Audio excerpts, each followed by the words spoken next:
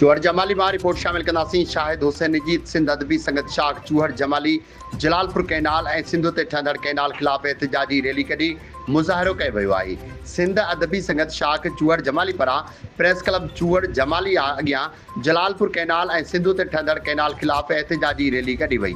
Rally की क़यादत सिंध अदबी संगत के अगवान नाशाद मल्ला, शकील पारस, शहजाद अली मेमून, साईं सिद्दीक मेमून, असगर मेमून कई। रैली में वडे तादाद में अदीबन, शायरन, कारकुनन, शहरन शिरकत कई।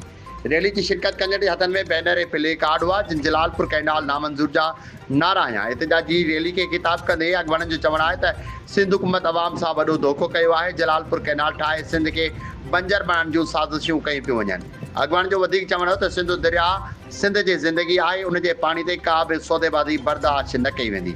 हिन चयो त सिंध जा वसीला ढुटण लाइ साज़िशूं थी रहियूं आहिनि, पर सिंध जा अदीब अवाम अहिड़नि साज़िशनि खे कामयाब थियण न ॾींदा।